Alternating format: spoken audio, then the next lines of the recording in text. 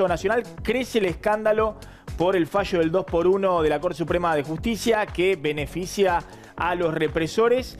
Mariana Verón, ¿qué está votando en este momento el Congreso? Bueno, está allanándole en realidad el camino a la propia Corte Suprema para que pueda rever justamente lo que fue el fallo que benefició a represores con el 2 por 1. Inmediatamente esto pasa a la Cámara de Senadores porque mañana a las 10 está convocada justamente una sesión especial para ya convertirlo directamente en ley. Se acaba de votar en este instante, son 211 votos a favor, 1 en contra. Supongo que es de Olmedo, pero ahora lo vamos a chequear en un ratito más. Pero lo cierto es que obtuvo unanimidad absoluta para habilitar el tratamiento y obviamente para la aprobación de este proyecto que tiene 3 artículos. Uno es de forma, 2 son la sustancia en sí. Uno habla de que obviamente no es aplicable el 2 por 1 para delitos de lesa humanidad y el otro artículo tiene que ver con que es aplicable el 2 por 1 solo para aquellos detenidos que hayan estado con prisión preventiva de más de 2 años entre 1994 y 2001, momento en que rigió efectivamente esa ley que en el 2001 fue derogada. Bueno, un día muy caliente. De hecho, hoy el fiscal Marijuán imputó a 13 de los jueces de la Corte Suprema de Justicia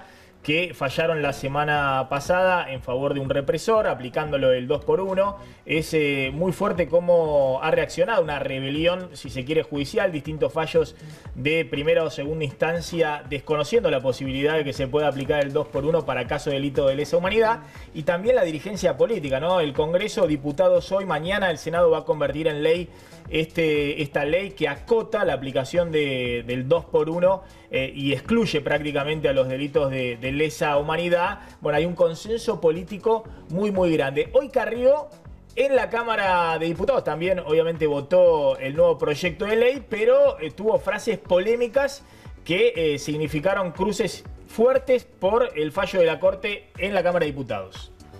Para el debate abierto, la posición desde el punto de vista del positivismo jurídico de la mayoría de la Corte es correcta. Desde el punto de vista de lo que yo soy, que soy una constructivista moral, yo hubiera votado como Maqueda. ¿Está claro? Nadie hubiera votado como el presidente de la Corte que dice hay un consenso social, porque esto no es así. O la ley lo prevé o la ley no lo prevé, o la Constitución. La pregunta es, ¿hubo una omisión legislativa? ¿Está? Porque en lo otro había tratados. Y yo me ocupé personalmente durante 20 años de esto.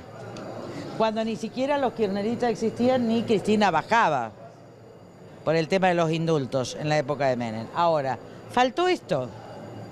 Faltó esto. Ahora, ¿quiénes son los responsables? Los que desde el 2003 son presidentes de las comisiones de Derecho Penal y de Derechos Humanos. ¿A quién perteneció ese cargo? A los kirchneristas.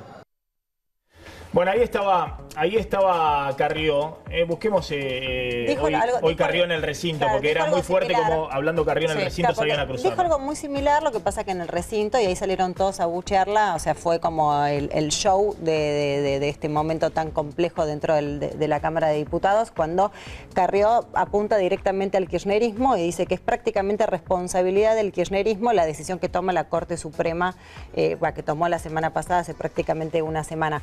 Quiero sumar que fue Marcelo Parrilli el primer abogado que hizo la denuncia por prevaricato de los 3 jueces miembros de la Corte, y que ahora sí el fiscal Marijuán habilitó y dijo que sí que se los tiene que investigar por prevaricato porque no estuvieron se va a investigar si se adhirieron a derecho o no respecto de este fallo, que la verdad que lo que esperan los organismos de derechos humanos es la nulidad completa del fallo. Bueno, acá se pasan las facturas, ¿no? Respecto a si el fallo de la Corte es un fallo autónomo o si hay alguna mano atrás del gobierno o no.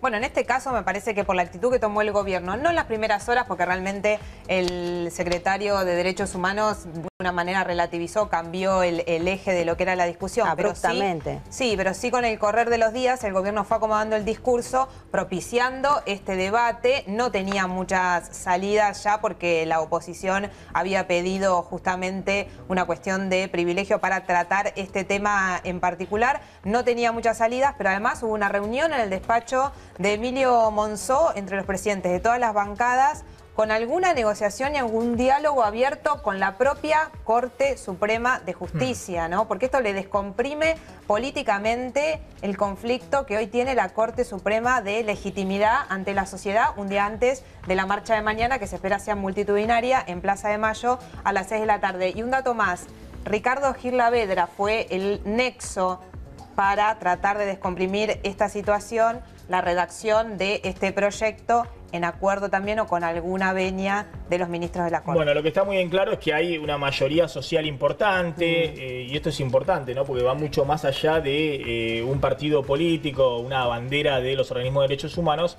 Hay un consenso, votaron 211 diputados hoy para excluir el 2x1 de los delitos de lesa humanidad. Está Diego Reynoso, que es director de Ipsos de la Universidad de San Andrés. Efectivamente, esto es algo que hay un consenso social de que el 2x1, que el tema de los derechos humanos debe ser defendido y no incluirse los delitos de lesa humanidad en el 2x1. Hay dos temas que se están mezclando en esta coyuntura. Uno, bueno, consenso amplio, diría yo, de la sociedad respecto de rechazar, independientemente de las cuestiones técnicas, ¿no? Sí. De los fundamentos procesales, aplicar la ley, digamos, más benigna para delitos de lesa humanidad. Por un lado, casi la mayoría de las encuestas están dando arriba del 85%. La gente detesta el 2x1.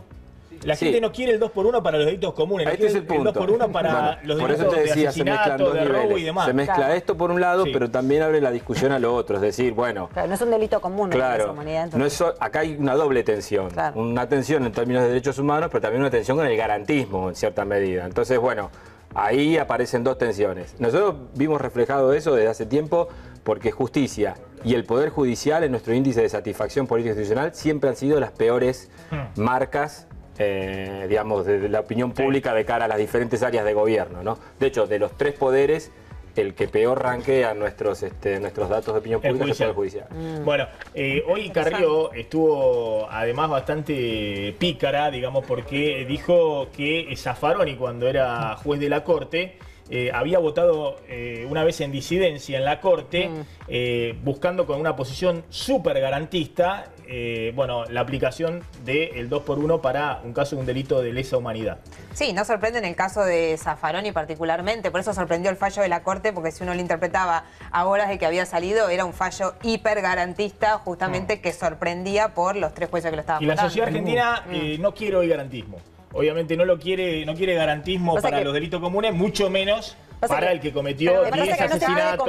No se puede comparar garantismo cuando estamos hablando de delitos de lesa humanidad. Me parece que ahí está el punto y esa es la diferencia. Digo, la gente, o la mayoría de la gente, no quiere garantismo para delitos comunes y en este caso, me parece en particular, la gente no quiere el 2x1 para delitos de lesa humanidad, que es otra cuestión. No quiere beneficios para delitos de lesa humanidad de ningún tipo. Pero a ver, yo planteo algo muy simple, porque la gente, la gente común, digamos, los que están fuera del mundillo político, ¿qué está hablando?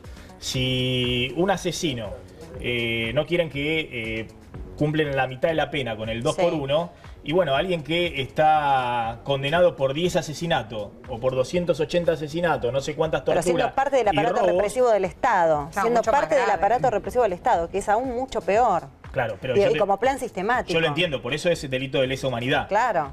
Por eso es delito de lesa humanidad. No entra garantismo, me parece a mí ahí, como debate. Que ahí no entra el garantismo como debate, me parece a mí, que la gente no se lo está planteando como garantismo sí o garantismo no, sino que en este caso puntual se separa del garantismo justamente porque es un delito de lesa humanidad. Creo que la reacción tiene que ver más como los derechos humanos como política de Estado, que el tema del garantismo sí o garantismo no. Esa es mi interpretación. No, pero digo que cuando el 80% está planteando esto, es mucho más que una minoría del 30% del kirchnerismo o el 30% del macrismo. Estamos hablando de un valor de toda la sociedad. Mira lo que decía Sergio Massa apuntando al gobierno, diciendo, ojo con el silencio de Macri. Habló muy dura Vidal contra la Corte Suprema de Justicia, bueno, Michetti, Pinedo fue el que presentó este proyecto, ¿no? Impulsó antes que nadie este proyecto, pero Macri no se refirió al tema.